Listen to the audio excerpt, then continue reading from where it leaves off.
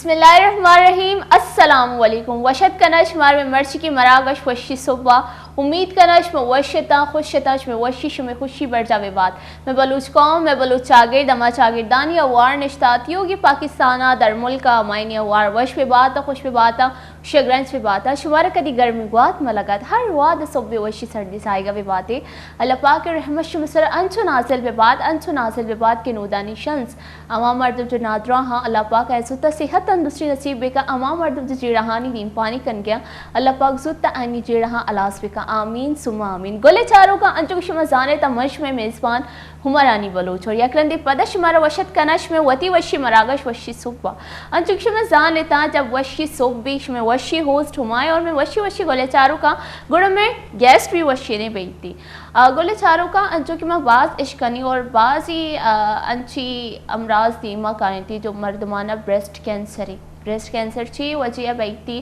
ची सबब भी आई अलामा ची व आई अवाले अच्छी मर्ची वती मरागश तो का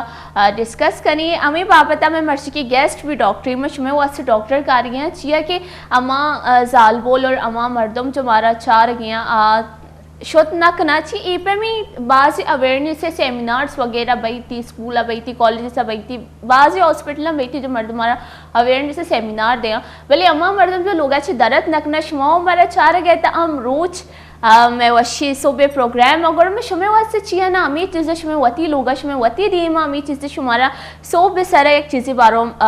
मालूम भी एक चीज़ी बारो अवेयरनेस भी गोड़ में चिया ना शुमे वास्ते ही हमें सेमिनार हम वर्ती मर्ची की मरागश तो कभी नहीं हमें इधर गया मैं डॉक्टर जो अस्सी नादिया सईद जो मर्ची की गेस्ट है हम मरागश तवार को डॉक्टर नादिया सईद नाम सॉरी डॉक्टर निदा सईद शुमा कंफ्यूज भी थे और माँ भी कंफ्यूज भी थे नाम है तो का डॉक्टर नादिया ना डॉक्टर निदा सईद आइए नाम है और गोले चारों का जब शुमा ये चार है था शुमा वशी तो एमो पहला दिस्ता बिल्कुल शुमा आप पहला दिस्ता और माँ इशारा वश कमो कैमरे में मर्ची की गेस्ट है निमा चक्कर ने शुमा ये बेचार रहता ये पहला भी हद का में मरागश है तो का भले आर्ट में शुमे ओस डिग्री बिताने शुमे ओस डिग्री अनि शुमे टॉपिक डिग्री शुमा वशे नी मर्ची बारे ची गप जा गोड़ा शुमे सोचगा ची पहले ही शुमारा माँ आलदत के मर्ची में चे बाबता गप जना मर्ची की मैं जो अस्ते टॉपिक है शुमे जाने तो शुमे जो अस्ते होस्ट बाज एक्साइटेड वे मर्ची की मरागश तो काम होती गेस्ट नाम गलत गो भले डॉक्टर निदा से निश्चित मैंने इशारा देगी कि मैंने नाम गलत गो मंगो इशारे से पहले मुझे गोले चारों का ना कम तुशीन बेकना मैं नाम सही को शुमा ही पज्जा आती अम्मा डॉक्टरी जो पहला भी मैं मरागश है तो का पहला देगे टॉपिक के सारा डिस्कशन को दिगे और बाज वशी सर सरपदी दाते की बीती की अन्य दिगे टॉपिक की मैं जरूरत की मोती वशी गोले चारों का हम अमराज बारवा अवेयरनेस भी दी कि आज चीज़ चाहिए और खासकर जाल बोला नहीं वास्ता ये चीज़ें बारवा अवेयर बैग बाज ज़रूरी है गोरश में ज़्यादा वाद नजूरा जो कि शुमा ये डॉक्टर दिस तोरी शरजान के कई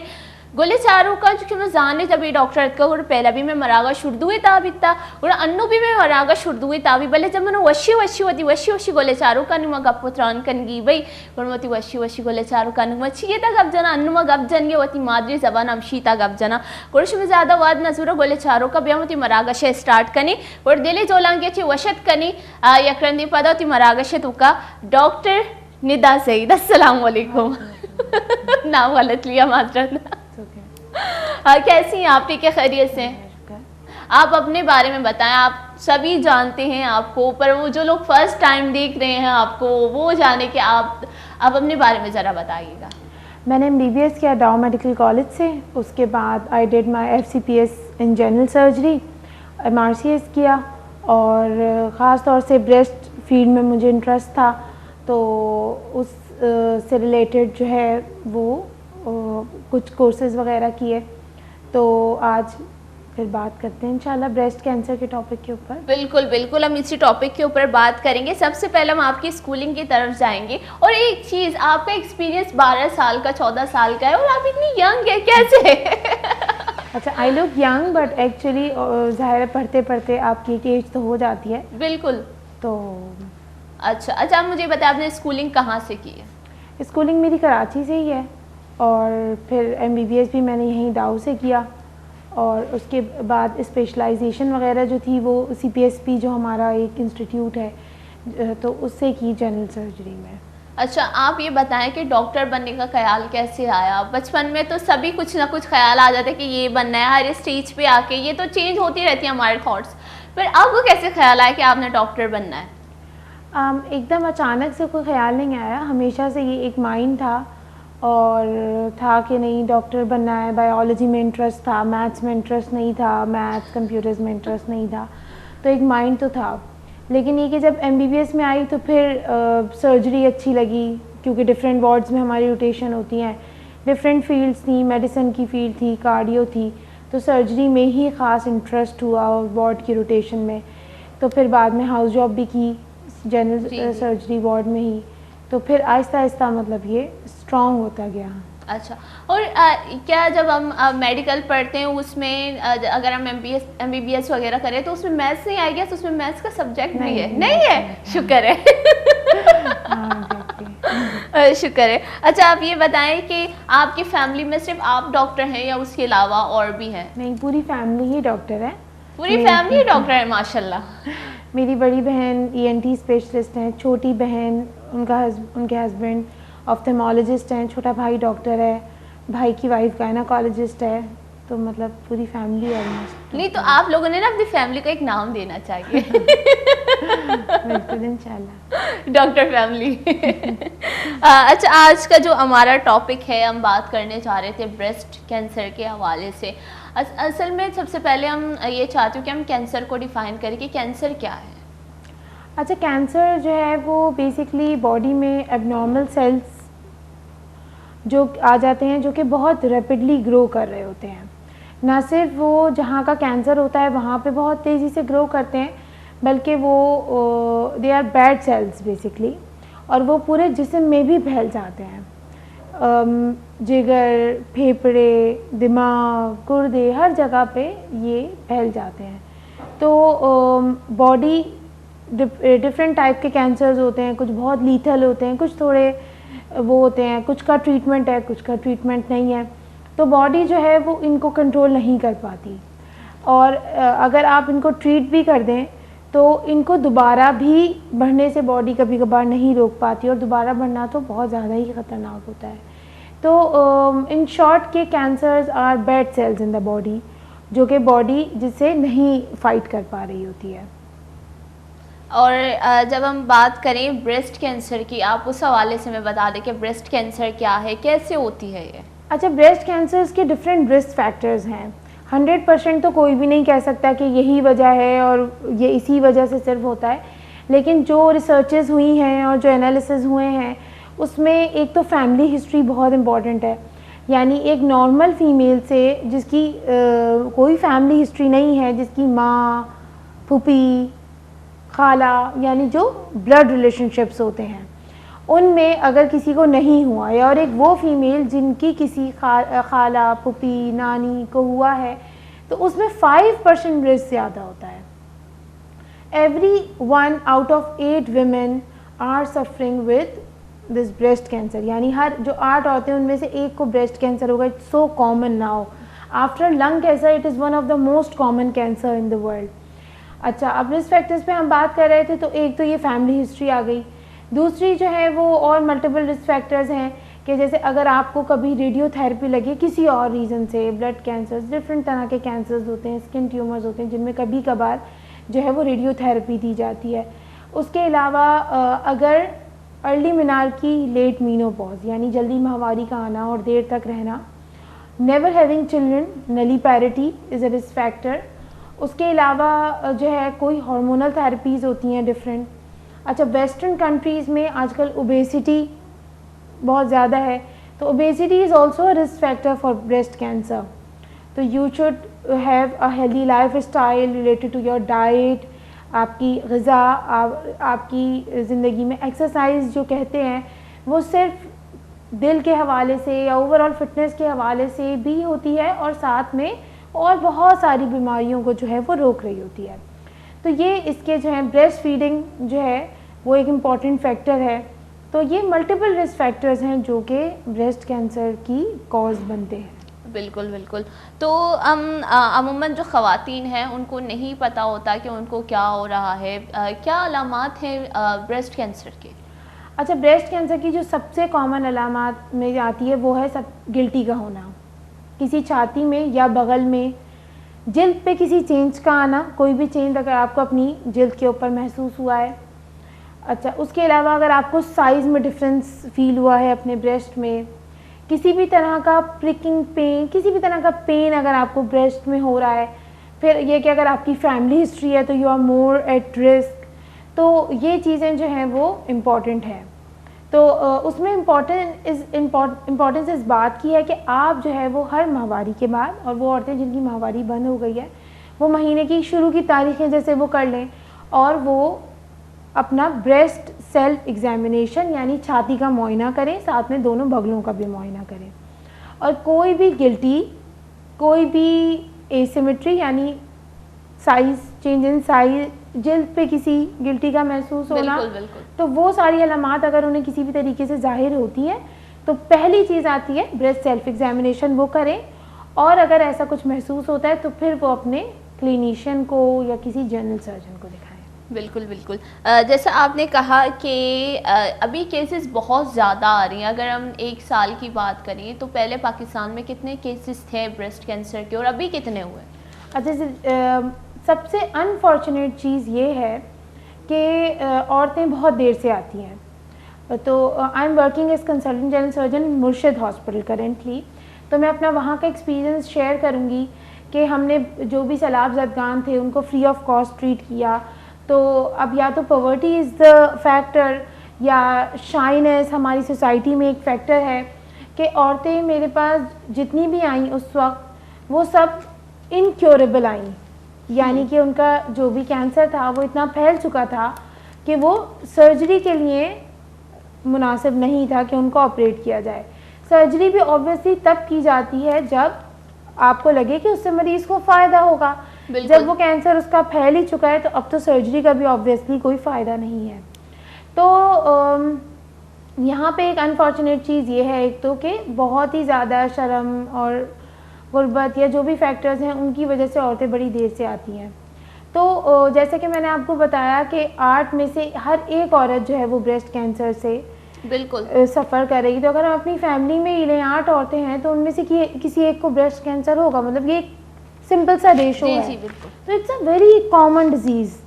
और हर ओपीडी में मेरी 1 या 2 मरीज़ जो हैं वो ब्रेस्ट कैंसर के लाजमी आते हैं मुर्शिद हॉस्पिटल में। बिल्कुल। जैसे कि अगर हम देखें ब्रेस्ट कैंसर के हवाले से बहुत ज़्यादा सेमिनार्स कंडक्ट किए जाते हैं, इवन एक डे भी होता है शायद उसको सेलिब्रेट भी करते हैं। हाँ,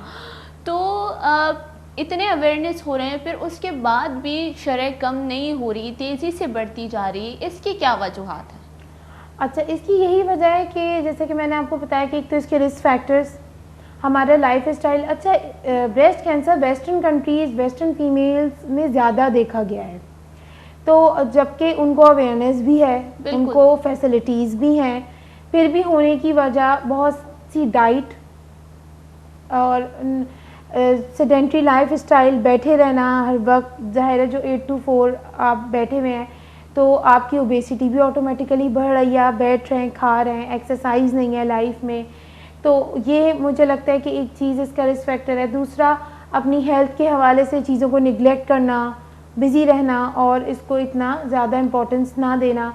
तो ये सारी चीज़ें हैं और रिस्क फैक्टर्स जो कि मैंने बताया जो इसकी शरह में इजाफा हो रहा है। बिल्कुल। जैसे आपने एक बात कही कि जो मोस्टली ख़वातीन होती हैं वो आती तो हैं पर वो देर से आती हैं। ऐसा हुआ है कि ख़वातीनें पहले बाबाओं के पास चले जाएं, कीमो के पास चले जाएं इसका इलाज करवाने के लिए, और वो केस ख़राब हो जाए, तो आप लोग उसको किस तरह से डील करते हो? अच्छा, इवन ये तो होता ही है कि फ़ीमेल्स पहले हकीमों के पास और डिफरेंट जो ये बैठे होते हैं मतलब आई मीन डिफरेंट जो इलाज हैं और अपार्ट फ्रॉम दिस मेडिसिन तो जाती हैं। कभी कभार अनफॉर्चुनेटली ऐसा भी होता है कि हम मरीज़ों को गाइड करते हैं कि ये बीमारी इनक्योरेबल है और टाइमली, अच्छा, early treatment is the key to success. मतलब अगर आपको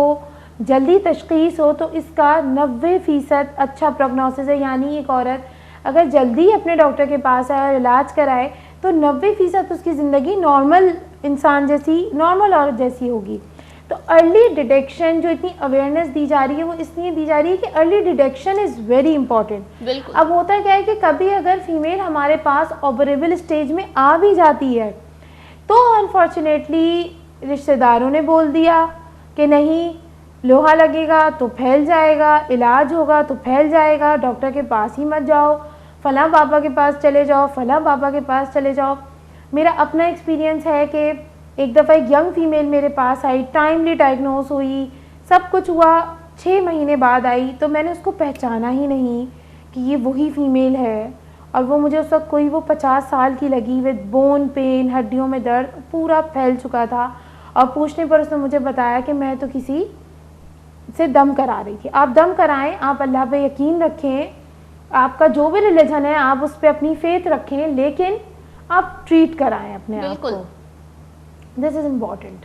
अच्छा, जैसे आपने कहा कि वो आई थी, उसकी बॉडी में बहुत ज़्यादा चेंजेस आ जाती हैं, इलाज ना करवाने से पूरी बॉडी में किस तरह के चेंजेस आ जाते हैं? अच्छा, अगर इलाज ना कराओ तो सबसे पहले तो जो आपकी गिल्टी ही होती है वो आहिस्ता आहिस्ता पूरी छाती को इन्वॉल्व करना शुरू कर देती है। अच्छा, उसके अलावा क्या होता है कि वो जिल्द पर आहिस्ता आहिस्ता कैंसर आता जाता है, जिसकी वजह से वहाँ से ब्लीडिंग शुरू हो जाती है। अक्सर मरीज़ जो ट्रीट नहीं कराते वो बार बार फिर इमरजेंसी में ब्लीडिंग की वजह से आते हैं। अच्छा। दूसरा क्या होता है कि बगल में गिल्टियों का फैलना, दूसरा आपको बगल में गिल्टियाँ 1, 2, 4 और फिर पूरे गुच्छे मिलना शुरू हो जाते हैं। फिर ज़ाहिर है जब कैंसर फैलना शुरू होता है पूरे जिस्म के अंदर तो वो जिगर में फैलता है, दिमाग में फैलता है, हड्डियों में फैलता है, ठीक है, जगह जगह फैलता है। तो जब फैलता है तो वो जो दर्द होता है वो बहुत ही शदीद दर्द होता है, जो कि लास्ट पेन किलर्स जो हम हाई फाई सबसे जो पेन किलर्स देते हैं वो उससे भी ट्रीट नहीं हो रहा होता। अच्छा। और फाइनली हमें रेडियोथेरेपी शॉक पे मूव करना पड़ता है उस मरीज़ का, सिर्फ दर्द ख़त्म करने, ट्रीट करने नहीं, सिर्फ पेन को ख़त्म करने के लिए। अच्छा सर, मुझे ये बताएं कि जब ये इलाज ना करवाने से जब कैंसर पूरा ज़्यादा फैल जाता है तो उसको किस तरह से इलाज करते हैं कि वो ख़त्म हो जाए? क्या वो ख़त्म हो सकती है या नहीं? अच्छा, पूरा फैलने के बाद तो ऑब्वियसली ख़त्म नहीं हो सकता। हाँ, जैसे कि मैंने आपको बताया कि early detection is very important, कि अगर टाइमली डायग्नोज हो गया है, 2 से 3, 4, 5 सेंटीमीटर की गिल्टी है छाती में, अगर आप अपना हर महीने मुआयना कर रहे हैं और आपने पिक कर ली है तो आप ऐसा भी हो सकता है कि आपकी छाती बच जाए, आपका ऑपरेशन हो टाइमली, आपकी छाती भी बच जाए, बाद में कीमोथेरेपी या और रेडियोथेरेपी से आपका इलाज किया जाए और फिर आपको फॉलोअप पे रखा जाए और आपकी ज़िंदगी एक नॉर्मल ज़िंदगी जैसे होगी, आपके बच्चे भी होंगे, शादी भी होगी, सब कुछ नॉर्मल। उसके अलावा छाती निकालने में भी कोई हर्ज नहीं होता। जिस तरीके से अगर किसी के हाथ में कैंसर हो जाए और उसका हाथ कट जाए तो जिस तरह वो अपनी नॉर्मल ज़िंदगी गुजारता है, और उसी तरीके से ब्रेस्ट रिकंस्ट्रक्शन भी हो जाती है, छाती दोबारा भी लग जाती है। कुछ पट्टे ऐसे होते हैं जो हमारे हेल्प से प्लास्टिक सर्जन की जो है वो ब्रेस्ट रिकंस्ट्रक्शन आराम से हो जाती है, तो छाती निकलना भी कोई ऐसी बड़ी बात नहीं है। और उसके बाद कीमोथेरेपी से मरीज़ का इलाज हो जाता है। बिल्कुल बिल्कुल। अगर आप उस थेरेपी के हवाले से, जैसे आपने कही कि सर्जरी के बाद थेरेपी ज़रूरी है, कुछ लोग नहीं करवाते थेरेपीज़ वगैरह। कीमोथेरेपी इज़ वेरी इंपॉर्टेंट, क्योंकि होता ये है कि हम तो आंखों से देखकर ट्यूमर को पूरा निकाल देते हैं, बिल्कुल, लेकिन उसके वो खलिए जो खून के ज़रिए जिस्म में फैल चुके होते हैं, जो उस वक्त डायग्नोज नहीं होते हैं, तो कीमोथेरेपी से ना सिर्फ वो सारे खलिए मर जाते हैं, बल्कि ट्यूमर जो दोबारा होता है, तो एक ऐसे मरीज़ में जिसने कीमोथेरेपी कराई है और एक ऐसे मरीज़ ने जिसने नहीं कराई, दोनों में बहुत डिफरेंस है। अच्छा। दोनों में रिकरेंस का बहुत डिफरेंस है कि ऐसे मरीज़ों में दोबारा होने का चांस जो है वो 50% ज़्यादा होता है। अच्छा। तो कीमोथेरेपी से ना डरें ये सोचकर कि उससे बाल झड़ जाएंगे, उल्टी मचली रहती है, मुंह में छाले निकलते हैं, 10 तरह के, ज़ाहिर है मरीज़ तकलीफ़ों को फेस करता है, लेकिन ये कि एक बीमारी जो है उसका आप एक फ़ाइटर की तरह जो है वो अपना इलाज कराएं। बिल्कुल बिल्कुल। अगर हम एज वाइज बात करें मैम, तो आप मुझे ये बता दें कि ये ब्रेस्ट कैंसर बच्चों में हो सकती है या नहीं? अच्छा, यंग फीमेल्स में भी ब्रेस्ट कैंसर हो सकता है, लेकिन उसकी शरह बहुत कम है। अच्छा। 35 से 40 उम्र के बाद जो गिल्टियाँ होती हैं वो ख़तरनाक गिल्टियाँ होती हैं, 80 से 90%, और उससे पहले जो गिल्टियाँ होती हैं वो मोस्टली बेज़रर होती हैं। लेकिन 100% हम कुछ भी नहीं कह सकते जब तक कि हम मरीज़ का मुआयना ना करें। बिल्कुल। जब तक कि हम उसका अल्ट्रासाउंड ना कराएं, हम यंग एज में भी ये डिक्लेयर नहीं कर सकते कि ये ब्रेस्ट कैंसर नहीं है। ब्रेस्ट कैंसर बहुत छोटी लड़कियों को तो नहीं होता, 10, 12, 15 साल की, लेकिन उसके बाद जो है वो कुछ ऐसे बेज़रर कैंसर होते हैं कि जो कन्वर्ट हो सकते होते हैं, जिनका मेलिग्नेंट पोटेंशियल होता है, यानी कि उनमें ऐसे चेंजेस आ सकते होते हैं जो कि कैंसर की तरफ जा सकते हैं। बिल्कुल बिल्कुल। जैसे एक बात मैं क्लियर करना चाहूँगी, जिनको हो जाए ब्रेस्ट कैंसर, वो जो यंग हो, जिनकी शादी भी ना हो, फिर उसके बाद लोग ये बोलते हैं इसको तो कैंसर हो चुका है, हम नहीं करेंगे, कोई भी इससे शादी नहीं करेगा। आप ये बता दें कि जिसको ब्रेस्ट कैंसर हो जाए, क्या वो प्रॉपरली ठीक हो जाए, फिर भी उसके बाद वो जो है लोगों के दिमाग में एक चीज़ फिक्स हो चुकी होती है कि ये चीज़ है, क्या ये आगे बढ़ सकती है ये चीज़, या उसी फीमेल का जो है वो सर्जरी हो चुका है, वो ख़त्म हो चुका है, या उसकी जनरेशन में भी ये चीज़ फैलने के ख़तरात हैं? अच्छा देखिए, depend on the type of cancer, किस किस्म का, कौन से खलियों का कैंसर हुआ था और किस स्टेज पे वो उसकी ट्रीटमेंट शुरू हुई थी ना। अगर बहुत ही अर्ली कैंसर था, बहुत अच्छा उसको ट्रीटमेंट मिल गया, उसने पूरा proper chemotherapy, surgery, chemo, radio, hormonal therapy पूरी ली, तो रिकरेंस यानी दोबारा होने के चांसेस बहुत कम होते हैं। एक औरत अपनी नॉर्मल ज़िंदगी, शादी, बच्चे सब कर सकती है। हाँ, अगर बहुत लेट डायग्नोज हुआ है तो फिर दोबारा होने के चांसेस उतने ही ज़्यादा होते हैं, ट्रीटमेंट फेलियर के चांसेस बहुत ज़्यादा होते हैं। तो ये बहुत सारी चीज़ों पर डिपेंड करता है। यंग फीमेल में जो कैंसर्स, जो ट्यूमर्स होते हैं वो कुछ बहुत एग्रेसिव भी होते हैं और कुछ बहुत ऐसे अच्छे वाले भी होते हैं जो ट्रीट हो जाते हैं और फिर दोबारा नहीं होते हैं। तो ये सारी चीज़ें डिपेंड करती हैं कि कौन से खलियों का सेल हुआ है और ट्रीटमेंट कितना प्रॉपर हुआ है। बिल्कुल बिल्कुल। अच्छा, मुझे ये बताएं कि मोस्टली जो ख़वातीन हैं वो सर्जरी से बहुत ज़्यादा डरती हैं कि हम सर्जरी नहीं करवाएंगे, हमें दवाई से ट्रीट करें, तो आप लोग किस तरह से उन्हें समझाते हैं? और ये है कि ख़वातीन अपनी ईद छुपाती हैं डॉक्टर के सामने कि ये नहीं है, हमारी उम्र ये नहीं है। एग्जैक्टली, ये तो बहुत ही कॉमन है। जैसे कि मुर्शिद अस्पताल में भी काफ़ी फीमेल्स आती हैं मेरे पास, और वो तो उनसे काफ़ी पूछना मुश्किल होता है कि एज क्या है। उनको ये सब जानना पड़ता है कि कुछ टेस्ट जो होते हैं वो कुछ सर्टन एजेस में होते हैं ना, जैसे अल्ट्रासाउंड 35 से 40 साल की उम्र में तशखीस कर देता है, लेकिन उसके बाद मेमोग्राम होता है छाती का।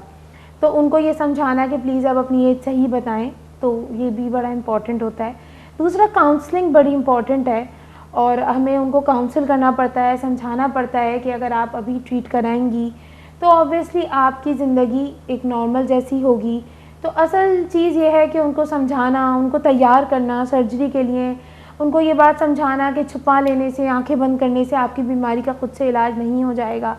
और ना ही दम से इसका इलाज होगा, बल्कि आपको इसको ट्रीट कराने। तो सारी चीज़ें की काउंसलिंग,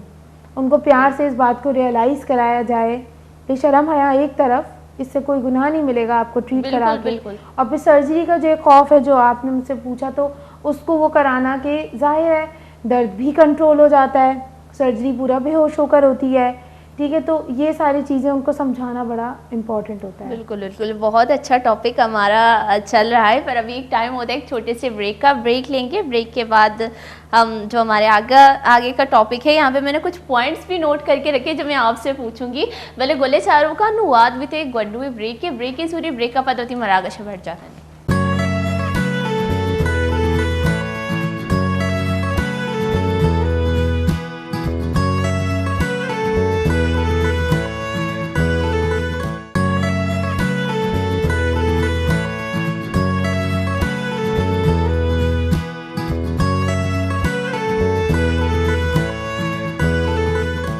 वशत के मनी वशी वशी गोले चारों का अंचो ब्रेकाची पहला माँ गपुत्रान कन गए थी चाहती कैंसर ब्रेस्ट कैंसर है बापदाची की कैंसर चों बई थी चेवड़ शी अलामा ता चों मैशिया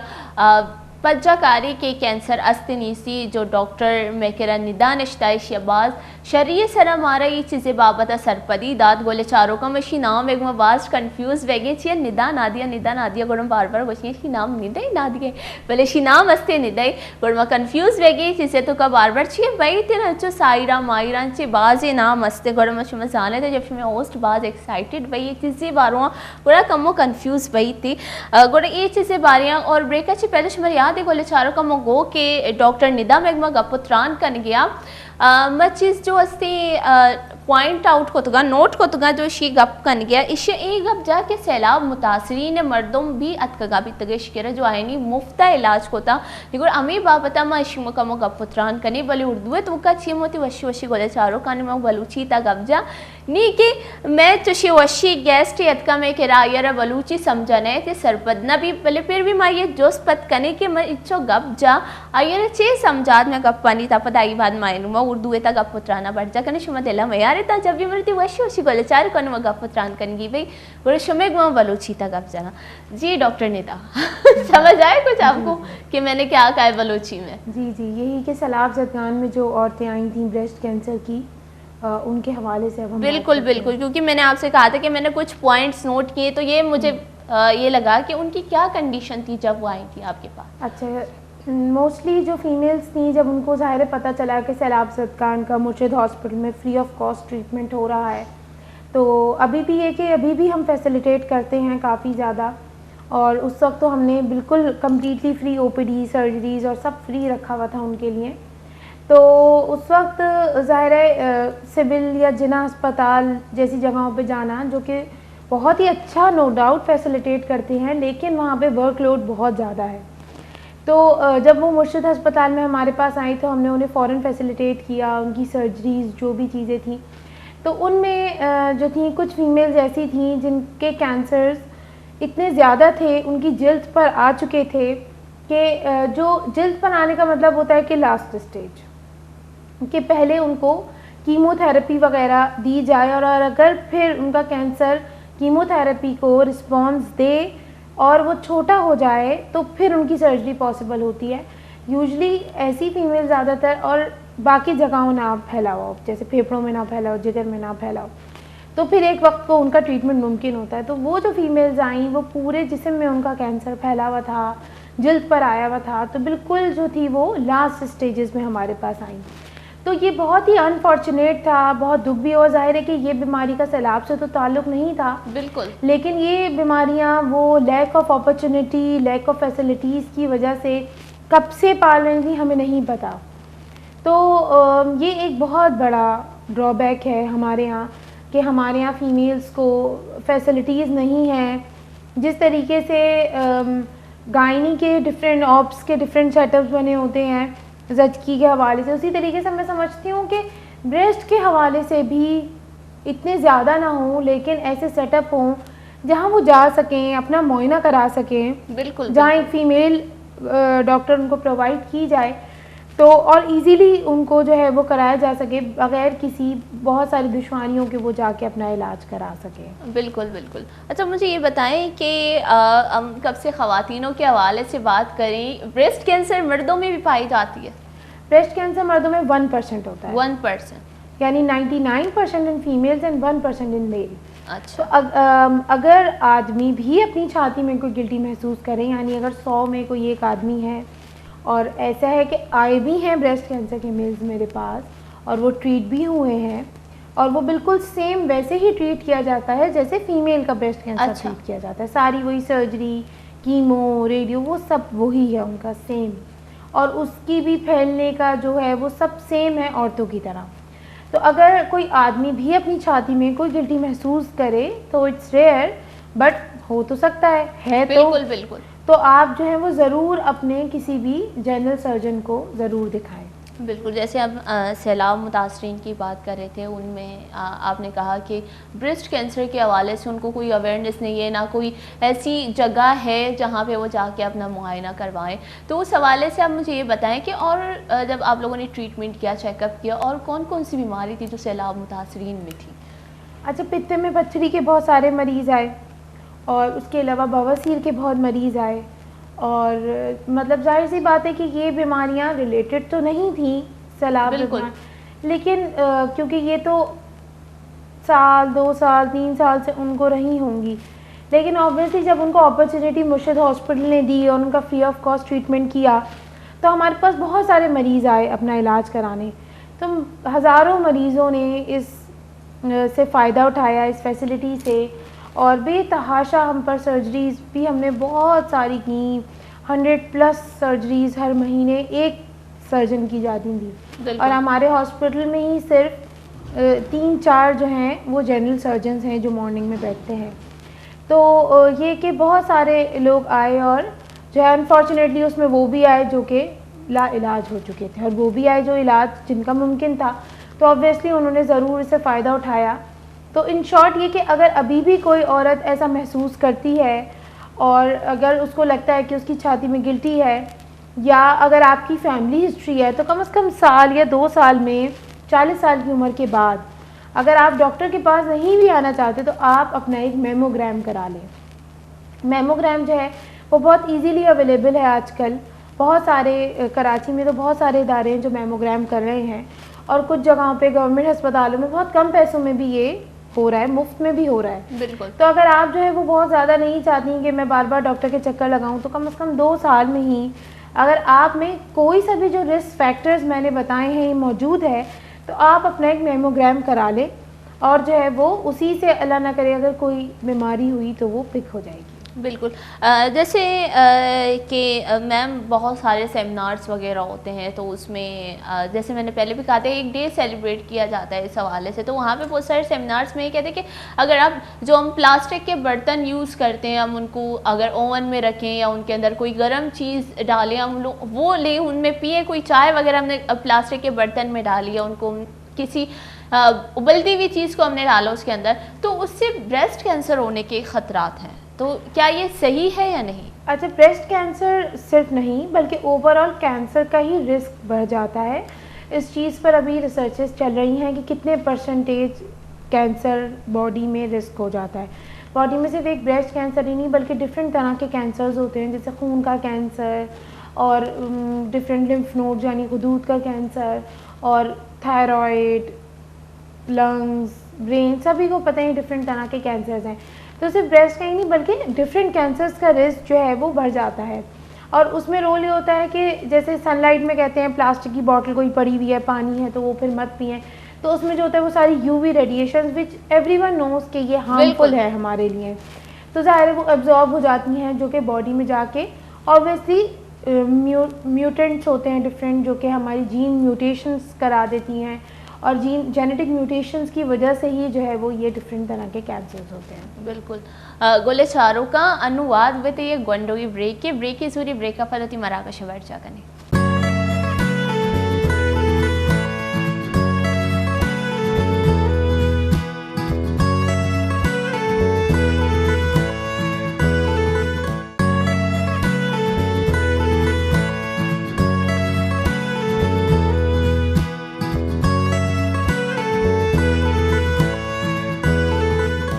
वशत के गोले चारों का अच्छा ब्रेक से पहले मैं आपको त्रान कर गई थी कि बाज़ सेमिनार से वगैरह जो मनी हुआ थी जिंदा टेन को तो मुद्दा कुछ कि प्लास्टिक के जो चीज़ें आया नहीं तो का जैसे बर्तन वगैरह जो हमारा डन्ना अच्छी मिल रहा है तो कम वारा गुरी आए वो आप यूज़ करनी ओवन ने तो कहीं करनी या अच्छी गर्मी चीज़ माँ करनी अमूमन बेचारे अगर माँ डन्ने जागे अच्छी रहूँगी चाह गिरी या माँ लुटाई नहीं चाह वगैरह गुड़ा चाहे हमारा प्लास्टिक की तीली तो कदें थी प्लास्टिक यक जो आर्म फुली में वती बाज़ नुकसानदेह इंसानी जिसमें वास्ता है इंसानी वास्ता बाज़ नुकसानदेह इसके लिए जैसे डॉक्टर हमारे शरीर सर सरपदीदात किया ना सिर्फ कैंसर